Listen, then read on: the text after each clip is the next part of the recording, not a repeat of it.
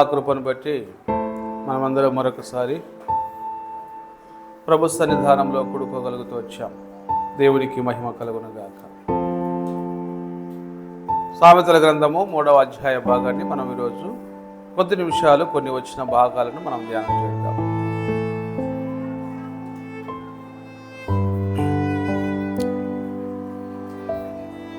నా కుమారుడా, నా ఉపదేశమును మరవకము, నా ఆజ్ఞలు హృదయపూర్వకముగా గైకొనము. దేవుని ఆజ్ఞలను గైకొనటం వలన మానవ జీవితానికి ఎంత మేలు కలుగుతుందో ఒకదాని వెంట ఒకటి ఆయన తెలియపరుస్తూ వచ్చాడు.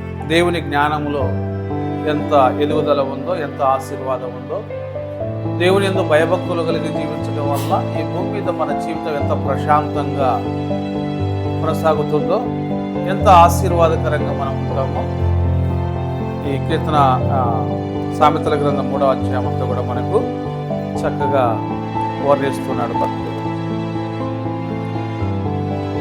దేవుడి ఆజ్ఞలు గైకొంటే అవి దీర్ఘాయువును ఇస్తాయట. ఆ దీర్ఘాయువు ఎలా గడుపుతామంటే సుఖజీవంతో, ఈ జీవితానికి సుఖం అనేది దొరుకుతుంది. అలాంటి సంవత్సరాలు నీకు ఇవ్వబడతాయి, శాంతి నీకు కలుగుతుంది అని చెబుతున్నాడు. కాబట్టి దేవుని ఆజ్ఞలలో దాచబడినటువంటి ఈ దీర్ఘాయువునైతేనేమి, శాంతినైతేనేమి, సుఖమైతేనేమి, ఇవన్నీ కూడా దేవుని ఆజ్ఞను గైకొనటం వల్ల మనం పొందుకోవచ్చు అని మొదటి వచనము, 2వ వచనము మనము ధ్యానం చేయవచ్చు. 3వ వచన భాగాన్ని మనం గమనిస్తే దయా సత్యము అనేవి ఎన్నడూను నిన్ను విడిచి పోనీయకము, వాటిని కంఠభూషణముగా ధరించుకునము, నీ హృదయమును పలక మీద వాటిని వ్రాసుకునము. గమనించండి, దయను సత్యమును. ఇప్పుడు మామూలుగా దయ అనేది దేవుడు దయామయుడు అని అంటాం మనం. అంటే దయ ఆయనకే పరిమితం చేసి మనం ఖాళీగా ఉండడం కాదు, కానీ ఆయన దయనే మనం కూడా పొందుకోవాలి. దేవుడు దయ చూపించమని మనం ఎట్లా అడుగుతామో అట్లనే ఆ దయగల హృదయం మనం కూడా కలిగి ఉండాలంట. దయ అనేది ఇతరుల పట్ల దేవుని మనసుతో మనము ఉపకారం చేయడానికి ఉపయోగపడేది. దయ లేకపోతే మన కళ్ళ ముందు ఏ ఒక వ్యక్తి నష్టపోతున్నా, లేదా పడిపోయినా, లేదా అనారోగ్యంతో ఉన్నా, లేదా ఇంకో సంకటంలో ఉన్నా దయలేని హృదయము స్పందించలేదు. దయలేని హృదయము స్పందించలేదు. దయగల హృదయమే స్పందిస్తుంది.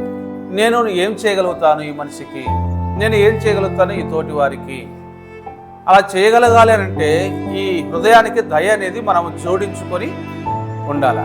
దేవునికి అది ఉండబట్టే కదా మన మీద ఆయన దయ చూపుతా ఉన్నాడు.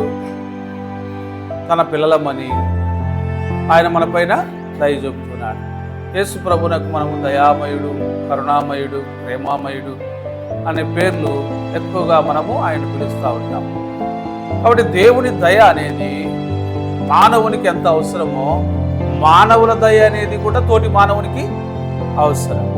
ఉదాహరణకు బాలుడైనటువంటి సమూయేలు దేవుని దయేందును మనుషుల దయేందును వర్ధిల్లుచుండెను అని రాయబడింది. అలాగే ప్రభువైన యేసుక్రీస్తు వారిని గురించి కూడా ఆ మాట రాయబడింది. ఆయన మనుషుల దయేందును దేవుని దయేందును జ్ఞానమందును వర్ధిల్లుచు ఉండెను అని.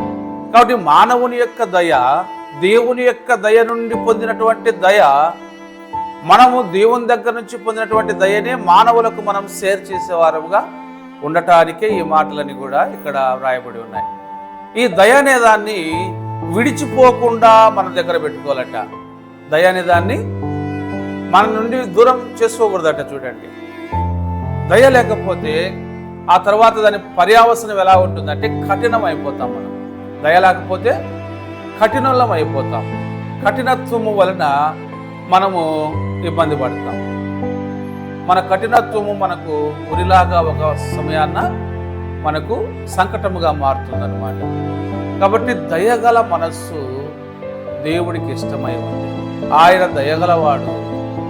వాక్యం కీర్తనకాడు పాటలో కూడా మనం పాడుతూ ఉన్నాం. సియోను పాటలో కీర్తనలో ఉన్నటువంటి మాట, దయగల వారిపై దయ చూపించేవాడు. నువ్వు దయ చూపిస్తావు. ఎవరిపై దయ కలిగి ఉంటే దయ చూపిస్తావు. దయలేని వానికి దయ ఎందుకు? నీవు ఇంకొకరికి ఆ దయను కనపరచలేనప్పుడు నీకు ఎందుకు దాన్ని తీసేసుకుంటాను నేను అంటాను. కాబట్టి దయగలవారు, ఆయన దయామయుడు. ఆ దయని మనం కూడా కలిగి ఉండాలి. దీన్ని పోనీయవద్దు. రెండవది సత్యం. ఎప్పుడు కూడా సత్యం అనేది మనకు మామూలుగా భాషలో చెప్పంటే వన్నె తెచ్చేది. అంటే ఒక మంచి గౌరవాన్ని, ఒక గుర్తింపును, ఒక విలువను మనకు తెచ్చేది సత్యం. మనం మాట్లాడితే సత్యం అనుకోండి, మనం మాట్లాడితే యథార్థం అనుకోండి, మన నోట దేవుని యొక్క వాక్యము కలిగి ఉండటం అనేది అది మనకెంతో యోగ్యతను తెలియపరిచేది, మన గొప్పతనాన్ని తెలియపరిచేది. సత్యం అంటే ఇప్పుడు మనము దీన్ని ఆత్మీయంగా చూస్తే యేసు ప్రభు వారే సత్యమై ఉన్నారు. నేనే మార్గమును, నేనే సత్యము, నేనే జీవము. సత్యం అనేది మనిషికి ఎలాంటి లాభాన్ని ఇస్తుందంటే యేసు ప్రభు చెప్పినాడు, సత్యము మిమ్మును స్వతంత్రులుగా చేయును. బానిస సంఖ్యల నుండి, సాతాను యొక్క ఉచ్చుల నుండి, బంధకముల నుండి మానవునికి విడుదల కలిగించడానికి సత్యం అనేది చాలా ఉపయోగపడేది. అంటే నీ తోటి వారిని నీవు దేవుని యొక్క వాక్యము చేత మళ్లించడానికి ఉపయోగకరమైనదే సత్యం. అలాంటి సత్యము అనేది మన హృదయంలో ఉండడం వల్ల మనము సత్యమునకు సహకారులం అవుతాం. మన నోటి నుండి సత్యమును మనము బయలుపరచడం వలన, వెల్లడిపరచడం వలన, పలకటం వలన, తెలపటం వలన ఏమవుతుంది? ఇతరులు దాన్ని స్వీకరించినప్పుడు, దాన్ని విన్నప్పుడు, తెలుసుకున్నప్పుడు వారు వారి యొక్క దాస్యంలో నుంచి, పాపంలో నుంచి, అవిధేయతలో నుంచి బయటపడే అవకాశం ఉంది ఖచ్చితంగా. కాబట్టి దయ అనేదాన్ని, సత్యం అనేదాన్ని మీరు కంఠభూషణంగా ధరించుకోండి అంటే ఎప్పుడు ఇది మీకు అలంకారంగా ఉండాలా? ఇది ఎప్పుడు మీకు కంఠహారం ఎలా ఉంటుందో అట్లాగా అలంకారముగా ఉండాలి. మన దగ్గర ఏం దొరుకుతుంది? ఒక విశ్వాసి దగ్గర ఏం దొరుకుతుందంటే దేవుని ప్రేమ దొరుకుతుంది, దేవుని దయ దొరుకుతుంది, దేవుని సత్యం దొరుకుతుంది.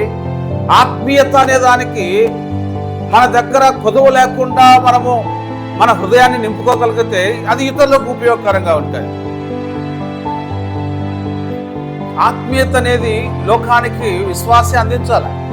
ఇది ఆత్మల పంట. ఆత్మీయతతో మనం ఎదిగినప్పుడే ఇతరులు లోకం వల్ల ఉన్నటువంటి ఆత్మీయతను, పరిశుద్ధతను, నీతిని ఇవన్నీ చూడగలిగి దేవుడు మనకిచ్చిన సంపదలో నుంచి వారు ఆశించగలుగుతారు.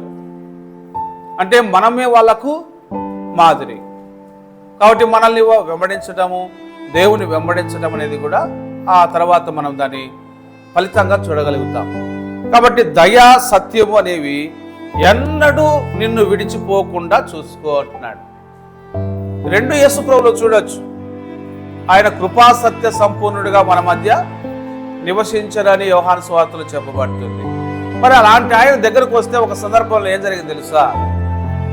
ఆయన విడిచిపోమంటున్నారు. చాలా మంది ఆయన విడిచిపోమన్నారు, మా దగ్గరికి వద్దు అన్నారు. మనము మార్కు సువార్త 5వ అధ్యాయంలో చూద్దాం. అవన్నీ దేవుళ్ళు ప్రభులో ఉన్నాయి. అయితే వాటిని విడిచిపోవద్దు, పోగొట్టుకోవద్దని వాక్యం మనకు నేర్పిస్తా ఉంది విశ్వాసులకు. కానీ యేసు ప్రభులో ఇవి మనకు దొరుకుతాయి. అలాంటి యేసు ప్రభు, సత్యమైనటువంటి యేసు ప్రభు మానవుడిగా ఈ లోకానికి వచ్చినప్పుడు ఆయనకు ఒక వింత అనుభూతి, కొత్త అనుభూతి, ఆశ్చర్యాన్ని కలిగించే ఒక అనుభూతి ఆయనకు ఎదురైంది. అంతవరకు ఎంతోమంది మా దగ్గరికి రండి. ఇప్పుడు సమరయ స్త్రీ యేసు ప్రభు మాటలు విని ఊరి వాళ్ళందరినీ దగ్గర తీసుకొని వచ్చింది. ఆ తర్వాత వాళ్ళు అంటారు, మీరు మాతో కూడా ఒక 3 రోజులు ఉండండి అయ్యా అంటారు. ఇట్లా ఎవరైనా కూడా మా దగ్గరికి రండి ప్రభువా, ఉండండి ప్రభువా అనేవాళ్ళు. కానీ మనం చదివే సందర్భంలో మా ప్రాంతమే మీరు ఉండకుండా పోండి అంటారు, వదిలి పోండి అంటారు. చూడండి, ఇలాంటివి ఎప్పుడు రండి అనేవాళ్ళు ఎక్కడికైనా పోయినప్పుడు వద్దుకోనంటే కనుక ఎలా ఉంటుంది? ఒక ఉదాహరణకు రాజకీయ నాయకులు అనుకోండి, లేకపోతే వార్డు మెంబర్ ఇంకొకరు అనుకోండి. ఒక ప్రాంతానికి పోయినప్పుడు మంచి పిలుపు ఉన్నప్పుడు, ఒక ప్రాంతానికి పోయినప్పుడు మాకు వద్దు అని అంటే కొంచెం ఫీల్ అవుతారు కదా, అవమానంగా ఫీల్ అవుతారు. అంటే ఇక్కడ ఏదో మనకు వ్యతిరేకత ఎక్కువగా ఉంది, ఈ ప్రజలు మనల్ని సరిగా అంగీకరించకుండా. అట్లాగా యేసు ప్రభు వారి యొక్క పరిచర్యలో ఈ ప్రాంత ప్రజల యొక్క పలకరింపు అనేది ఆయన కొంచెము ఇబ్బందిగా మారింది. అంటే వాళ్ళకే నష్టం, కానీ ఆయనకు కాదు నష్టం, ఆ ప్రజలకే నష్టం. కానీ ఇలాంటి పరిస్థితులు మానవ సమాజంలో తరచుగా మనము చూడగలుగుతుంటాం. అది మనకు కూడా కనపడుతుంటుంది అప్పుడప్పుడు. 5వ అధ్యాయంలో మార్కు సువార్త మొదటి నుండి మనం చూస్తే, ఇది గెరాసేనుల దేశం. ఆయన అక్కడికి వెళ్ళడం జరుగుతుంది. సముద్ర మార్గంగా ఆయన వెళ్ళాడు, దోణి దిగాడు. ఈ అపవిత్రాత్మ పట్టినటువంటి వాడు ఆ సమాధుల్లో నుండి ఆయనకి ఎదురుపడ్డాడట.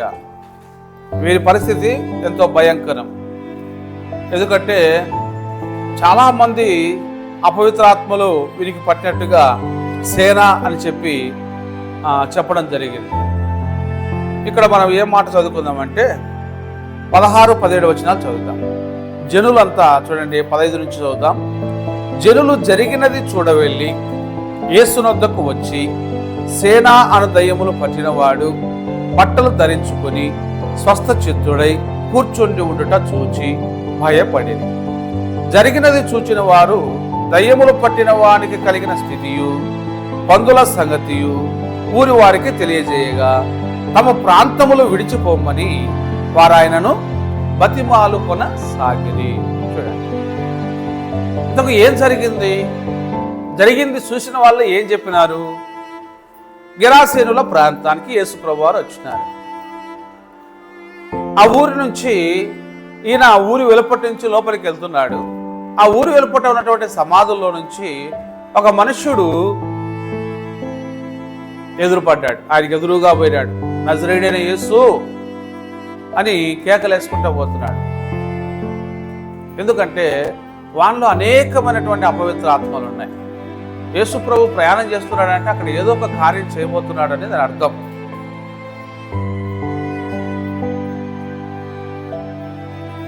ఆ దయ్యాలు ఏమంటాయంటే, అపవిత్రాత్మలు ఏమంటాయి, మమ్మను ఈ ప్రాంతంలో నుంచి వెళ్ళగొట్టవద్దు అంటారు.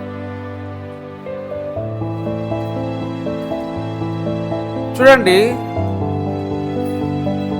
యేసు దూరం నుండి యేసు ప్రభువును చూసి పరిగెత్తుకొని వచ్చి, సర్వోన్నతుడైన దేవుని కుమారుడా, నాతో నీకేం పని? ఈ అపవిత్రాత్మలని ఆ మనుషుని జీవితాన్ని ఏం చేశాయంటే సర్వనాశనం చేసినాయి. ఆ మనుషుని వాళ్ళ ఇంట్లో ఉండనియలే.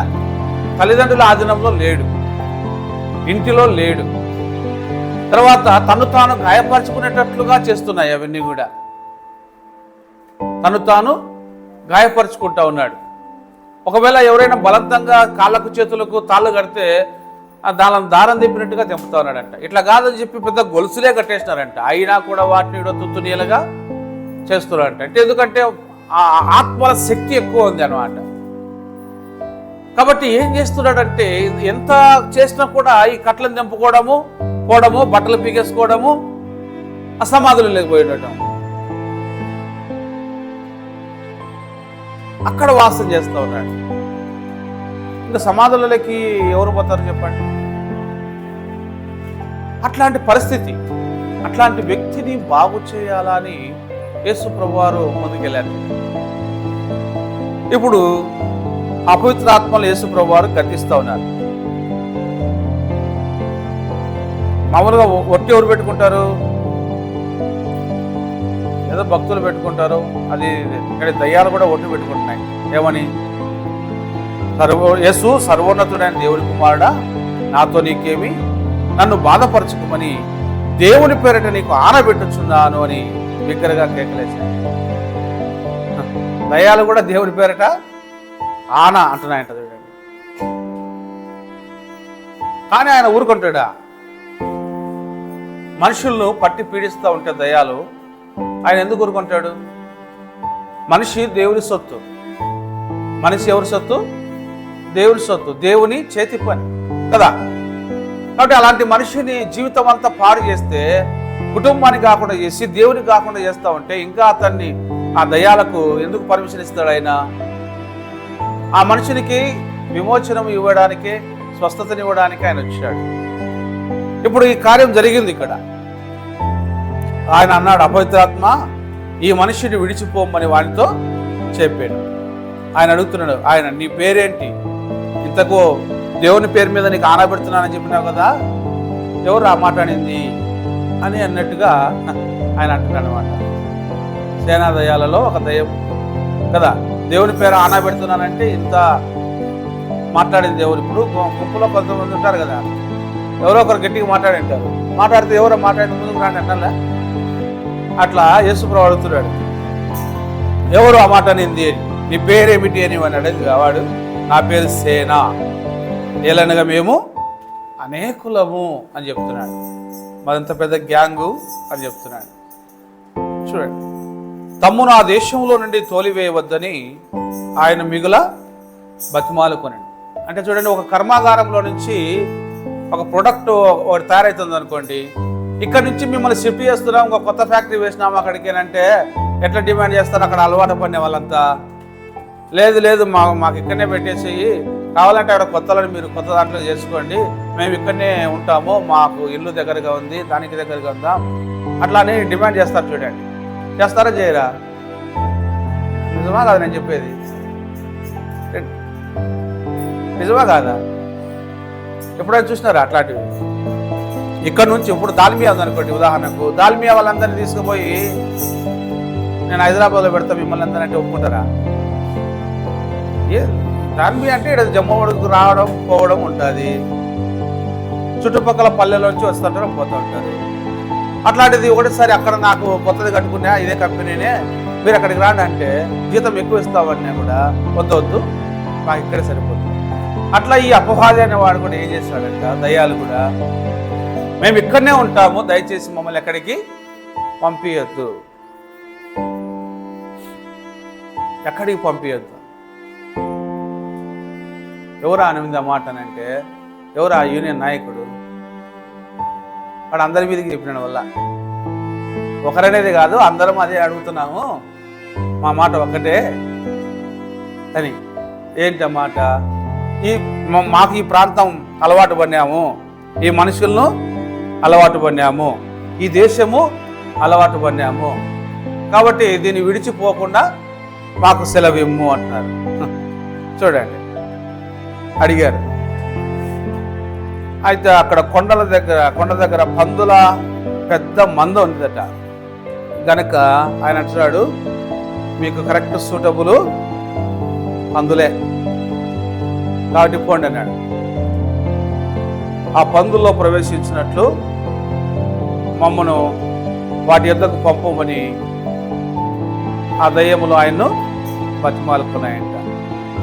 సెలక్షన్ చూడండి ఎట్లుందో, అవే కోరుకున్నాయి కదా పందులలోకి పోయేదానికి. సరే, పర్మిషన్ గ్రాంట్ అయింది.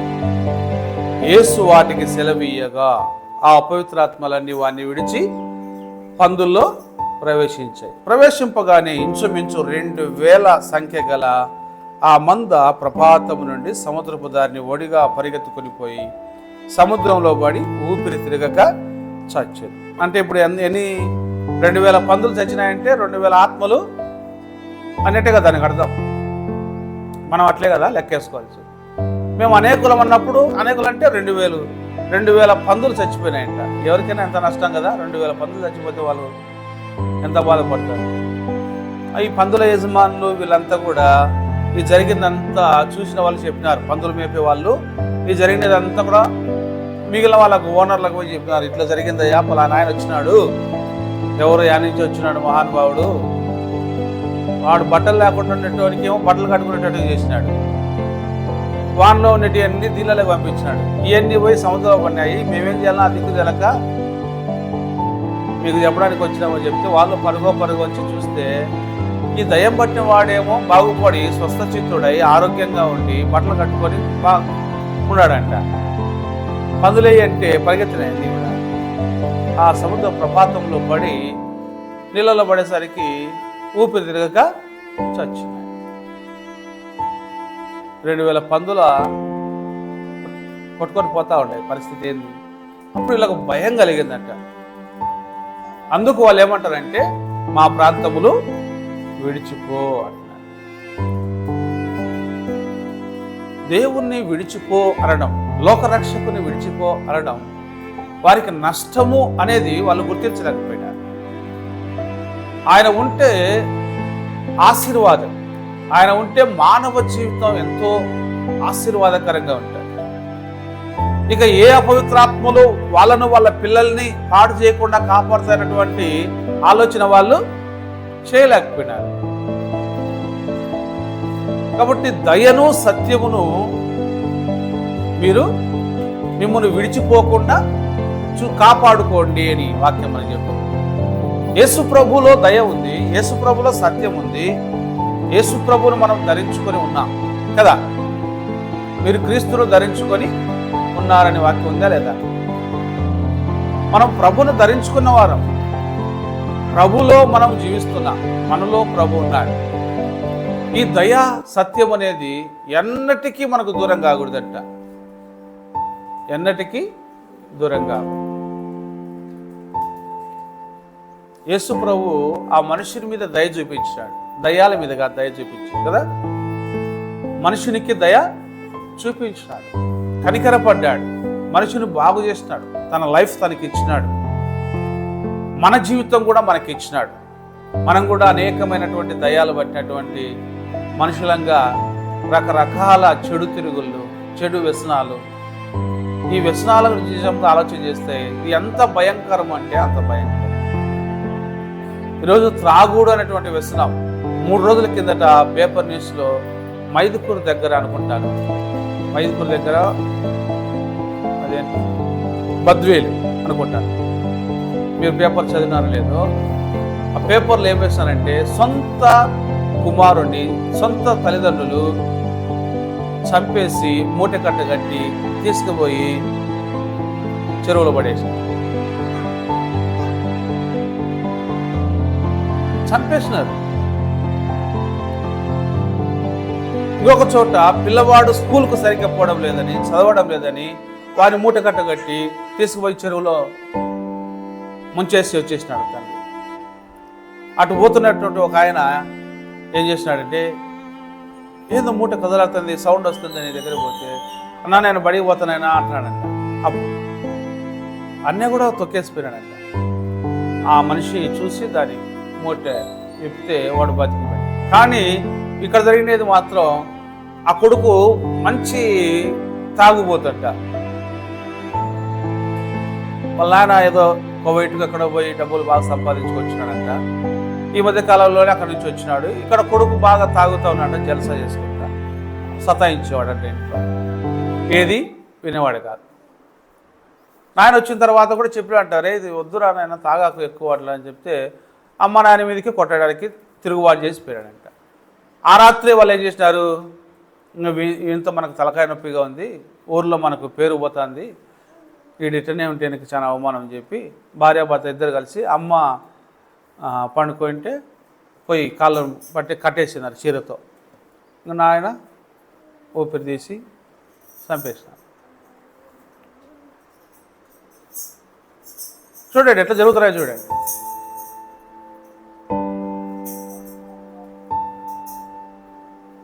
ఇట్లాంటి కాలం, దయలేదు, వ్యసనం అంత జీవితాన్ని పోగొట్టుకునేటట్లు. తల్లిదండ్రులకే ఆయాసం వచ్చింది, తల్లిదండ్రులకే కష్టం అనిపించింది. వ్యసనం, త్రాగుడు అనే వ్యసనం. ఈ త్రాగుడు అనే వ్యసనంతో భార్యాభర్తల మధ్య సమాధానం లేదు కదా. భార్యాభర్తల మధ్య సమాధానం, కుటుంబాలు విడిపోతూ ఉన్నాయి, చెడిపోతూ ఉన్నాయి, పాడైతూ ఉన్నాయి, చచ్చిపోతూ ఉన్నారు. అయినా ఇంకా జ్ఞానోదయం కలగడం. కానీ దేవుడు మనకి ఎంత కృప చూపినట్టు చూడండి. ఒక్కసారి మనం ఎంత సేఫ్టీలో ఉన్నామో మీరు ఆలోచన చేయాలి. దేవుడు ఎంత ధన్యత మనకి ఇచ్చినాడు. ఆ మురికిలో నుంచి తీసినాడు మనకి, ఆ పాపంలో నుంచి తీసి ప్రత్యేకపరిచినాడు మనకి, ఆ వ్యర్థమైన జీవితంలో నుంచి మనల్ని వేరుపరిచినాడు.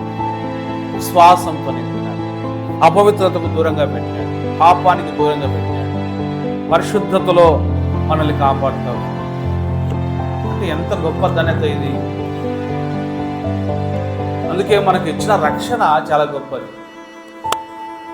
మనం రక్షణను నిర్లక్ష్యం చేయకుండా ఇచ్చిన రక్షణను బట్టి మన దేవునికి స్తుతులు చెల్లించాలి. లోకము, పాపము ఒకప్పుడు ఉండేది మనలో, కానీ అది ఎంత భయంకరమైందో మనం ఇప్పుడు చూస్తున్నటువంటి పరిస్థితులు చూస్తూ ఉంటాయి. నేను ఇంతకుముందు కూడా ఒకసారి గుర్తు చేసినాను, మీకు ఐడియా ఉంది. పాపం అనేది పాపంలో ఉన్న వానికి పెద్దగా ఎఫెక్ట్గా ఉండదంట. బయటకు వచ్చిన వానికి పాపం అనేది ఎంత భయంకరమైంది అనేది తెలిసిపోతుంది. ఎట్లా?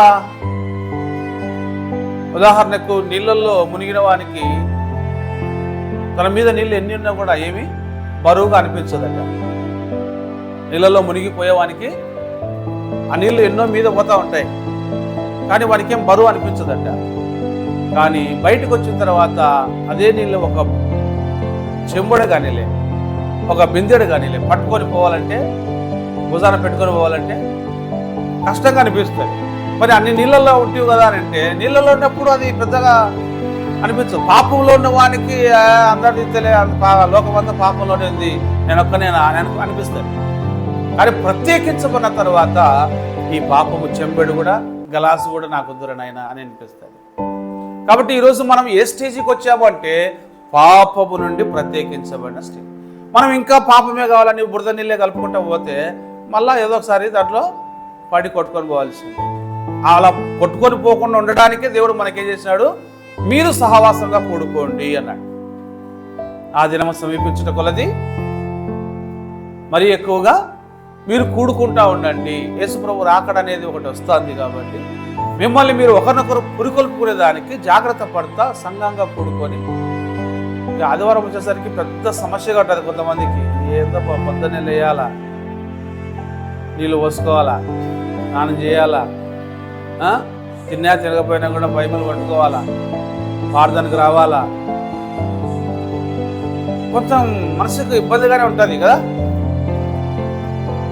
ప్రార్థనకు రావాలా, పాట పాడాలా, ఊరి కూర్చుంటే కుదరదు, మళ్ళీ ఏదో ఒకటి అంటారు. ఎప్పుడు మనకి ఇవన్నీ అర్థమవుతాయంటే ఒక సొంత అనుభవం అనేది ఒకటి వస్తుంది. నీతో పాటు ఒక లోకస్తుడుండి, నేరస్తుడుండి, పోలీసు వాళ్ళు వచ్చి ఆ నేరస్తుని, వాడు చేసిన నేరాన్ని పట్టుకొని పోతున్నారనుకో, వాని పక్కలోనే సహవాసం చేసిన నిన్ను నువ్వు కూడా రా అని అంటే అప్పుడు తెలుస్తుంది మరి నేను ప్రయాణించే మార్గం ఎట్లాంటిది. లేదు ఆ విచారానికి తీసుకొని పోయి ఇంకా నువ్వు పో, నీ మీద ఏం లేదు పని అన్నప్పుడు తెలుస్తుంది మరి నేను దేవుల్లో ఉండేందుకు ఎంత మీద జరిగింది. దేవుణ్ణి మనం రుచి చూసి, దేవుడా నాకు ఈ ధన్యత ఇచ్చినావు, ఎంతో మందికి లేదు ఈ లోకంలో. త్రాగుబోతులుగా, తిరుగుబోతులుగా, జూదరులుగా, సంఘాన్ని, సమాజాన్ని పాడు చేసేవాళ్ళుగా, కుటుంబాలను పాడు చేసేవాళ్ళు, వ్యక్తుల జీవితాలను పాడు చేసేవాళ్ళు, అమ్మాయిల జీవితాలను పాడు చేసేవాళ్ళు, ఇలాంటి దౌర్భాగ్యకరమైనటువంటి జీవితంలో నుంచి నన్ను ప్రత్యేకపరిచినావు. కన్న తల్లిదండ్రులకు కూడా మేలు చేయలేని ఆ దౌర్భాగ్య పరిస్థితిలో నుంచి అందరికీ ఉపయోగపడే రీతిగా నేను సేవించే ఆ స్థితి నాకు ఇచ్చినావు అని దేవుడు మనకిచ్చిన రక్షణను బట్టి, దేవుడు మనకి ఇచ్చినటువంటి రక్షణను బట్టి, మనకు చేసిన మేలును బట్టి మనం స్థితి చెల్లించినప్పుడే మనం పొందిన రక్షణకు విలువ ఏందో మనం తెలుసుకుంటాం. దేవుడికి మహిమ వస్తుంది. మనకిచ్చిన రక్షణ చాలా గొప్పది. అందుకే ఈ భూమి మీద ఆస్తి అంతస్తులు ఏమి లేకపోయినా యేసు ప్రభునందు మనం ఉన్నామంటే అదే ధన్యత. ఎవరు యేసుక్రీస్తునందు ఉంటారో వారు. కాబట్టి ఉదయకాల సమయంలో దయను సత్యమును ఏం చేయాలంట? దయను సత్యమును నీ నుండి విడిచిపోనివ్వకుండా చూసుకో అని చెప్తుంది. యేసు ప్రభువును వాళ్ళు విడిచిపోమన్నారు. ఎవరికి నష్టం? యేసు ప్రభువును విడిచిపోమంటే వాళ్ళకే నష్టం. యేసు ప్రభువును మనం కలిగి ఉండమని వాక్యం చెప్తుంది. దయా సత్యము విడిచిపోకుండా జాగ్రత్త పడు. వాక్యము అనేది నిన్ను స్వతంత్రుడిగా చేస్తాడు. పాపం చేయకుండా నిన్ను కాపాడు. అందుకే దేవుని వాక్యం చెప్తుంది, యేసులో చెప్తున్నాడు, వాక్యము నీ హృదయంలో పెట్టుకోండి, నువ్వు పాపంలో పడకుండా అది నిన్ను కాపాడుతుంది. ఆ సామెతల గ్రంథం అంతా కూడా, నీ 3వ అధ్యాయం అంతా కూడా చక్కగా ఆ వర్ణన మనకు కనబడుతుంది. కాబట్టి ఉదయకాల సమయంలో దేవుడు మనకు చేసినటువంటి పేరు దయా సత్యం యేసు ప్రభువులో అవి పుష్కలంగా ఉన్నాయి. ఆయన ధరించే భాగ్యం మనకిచ్చాడు. మనకిచ్చిన దాన్ని బట్టి, మనకిచ్చిన రక్షణను బట్టి, మనకిచ్చిన జీవాన్ని బట్టి, సుఖజీవం ఈ సంవత్సరాలు ఆయన నడిపిస్తానంటున్నాడు. ఆజ్ఞలు గైకొంటే అవన్నీ కూడా మనకు, ఆ ఆజ్ఞల్లోని ఆశీర్వచనాలన్నీ కూడా మనకు ఇంప్లిమెంట్ అవుతాయి అన్నమాట. కాబట్టి ఇంత గొప్ప కృపనైనా నాకు చూపించాడు. ఒక కన్న తల్లిదండ్రులు కన్న కుమారుని చంపడం అంటే ఎంత, దీనికంటే ఏముంది ఇంకా చెప్పండి ప్రపంచంలో కదా. ఎవడో చంపినాడు వాడిడు కొట్టాడుకుంటానంటే అదొక రకం. కన్న తల్లిదండ్రులకే బాధేసి కడుపును పుట్టినటువంటి బిడ్డను వాళ్ళు చంపడానికి వాళ్ళకు చేతులు ఎట్లా వచ్చినాయంటే వాళ్ళు ఎట్లా మారిపోయినారో మీరు ఒకసారి ఆలోచన చేయండి. ఇట్లాంటివి మన కుటుంబాల్లో లేకుండా ప్రేమతో ఏదైనా ఒకటి అన్నా కూడా సహించుకొని ప్రేమతో ఒకరినొకరు క్షమించుకుంటా, ఒకరికొరకు ఒకరు ప్రార్థన చేసుకుంటా, పాపానికి చోటు లేకుండా, అవిధేయతకు చోటు లేకుండా, అజ్ఞానానికి చోటు లేకుండా ప్రేమకే ఎక్కువ చోటు ఇచ్చి దయతో మనం కప్పబడి విశ్వాసంతో మన జీవితాన్ని నడిపించుకుంటామంటే ఇది నిజంగా దేవుని దయ ఎంత గొప్పదో కదా. మన పిల్లలు మనకు లోబడతా ఉన్నారంటే, మన పిల్లలు మన మాట వింటున్నారంటే, మనము దేవుని పాద సన్నిధానంలో పొందుకున్నటువంటి ఆశీర్వచనము ఎంత గొప్పది. కుటుంబము అనేది నలుగురు ఉన్నప్పుడు అందరూ సమాధానంగా ఉంటే ఎంత బాగుంటుంది, లేకపోతే రచ్చరచ్చగా ఉంటే ఎట్లా బాగుంటుంది. సేనా దయ్యం పట్టినటువంటి మనుషుడు దయ్యాలు పట్టినప్పుడు ఎట్లున్నాడు, దానిపాలు ఎట్టున్నాడు దయ్యాలు పట్టినప్పుడు? సాధారణం అది. ఎట్లున్నాడు? బట్టలు లేవు, ఒంటి మీద బట్టలు లేకుండా తిరిగేటోరు ఏమంటారు? మెంటలోడు లేదంటే రకరకాలు కదా. గాయపరుచుకునే వాడిని గాయపరుచుకొని రాళ్ళతో కొట్టుకుంటున్నాడు, తలబోలు కొట్టుకుంటున్నాడు, శరీరాన్ని అంతా కోసుకుంటున్నాడు. సైతాన్. కొంతమంది ఎట్లా అంటే ఇప్పుడు లేటెస్ట్గా గాయపరచుకోవడం అంటే మందు తాగుతారు, పాన్పరాకులు వేస్తారు, బీడీలు తాగుతారు. ఇదంతా గాయపరచుకోవడమే. వాళ్ళని వాళ్ళే ఊపిరితిత్తులు పాడైనవి. ఎట్లా పాడైనాయి? నువ్వు పొగ ఎక్కువ తాగినావు, సిగరెట్లు ఎక్కువ తాగినావు, అందుకు నీకు ఇది అంటే. ఎవరు గాయపరిచినారు? వేరే వాళ్ళు కాదు కదా. మనమే డబ్బులు పెట్టి, మనమే వాటిని కొనుక్కొని, మనమే తాగి, మనమే మన ఆరోగ్యాన్ని అంటే తను తాను గాయపరుచుకున్నాడు. ఎవరు? సేనా దయాలు పట్టినవాడు. ఇప్పుడు వీళ్ళందరికీ ఏం పట్టినాయి?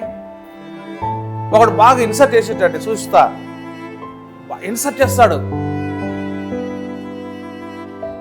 ఉద్యోగం చేస్తూ ఉంటారు, బ్యాంక్ ఎంప్లాయ్ అయి ఉంటాడు, ఇంకొకటి అయి ఉంటాడు, సిగరెట్ తాగుతాడు. బట్టలు నీట్గా ఉన్నాయి కానీ మనసు, మైండ్ పొగతో ఉంది, కంపుతో ఉంది కదా. అందుకు అవయవాలు ఏమవుతాయంటే లోపల. ఇప్పుడు ఇలాంటి వ్యసనాలకు మనం బానిసలకు కాకుండా వాటిలో నుంచి దేవుడు మనం ఏం చేశాడు? ప్రత్యేకపరిచాడు. కాబట్టి నీకు ఇచ్చిన రక్షణ అంత గొప్పదో నువ్వు గుర్తిస్తే నీ దేవుని మహిమపరిచేది కూడా నువ్వు మర్చిపో. కాబట్టి అలాంటి మనిషిని ఆయన స్వస్థపరిచినాడు. ఈరోజు మనల్ని కూడా దేవుడు ప్రభు స్వస్థపరిచాడు. దేవుడు మనకు ఆదరణ ఇచ్చాడు, ఆరోగ్యం ఇచ్చాడు. ఈరోజు విశ్వాస పక్షాన దేవుడు ఉన్నాడు. నీ పక్షాన, నా పక్షాన దేవుడు నేనున్నాను అంటున్నాడు. అంటే ఎంత భరోసా ఇది. కాబట్టి ఇలాంటి గొప్ప అనుభూతిని బట్టి మనకు దేవునికి స్తుతి చెల్లించాలనే మనసు ఉంటుందా ఉండదా? రావాలా లేదా? రావాలి. మనసారా చేద్దాం. దేవా నిజమే కదా, దయా సత్యం అనే దాన్ని నాకు కిరీటంగా పెట్టావు, కంఠహారంగా పెట్టావు, అలంకారంగా పెట్టావు. అదే యేసు ప్రభువులో దయ నేను పొందకపోతే, ఆయన వాక్యం చేత నన్ను రక్షించకపోతే నా జీవితం వ్యసనాలతో నశించేది. ఎవరికి కాకుండా కొడుకును చంపేసుకొని కొడుకును పోగొట్టుకున్నారు, జైలు పాలైనారు. వాడు వాని జీవితాన్ని వ్యసనంతో లైఫ్ అంతా కదా.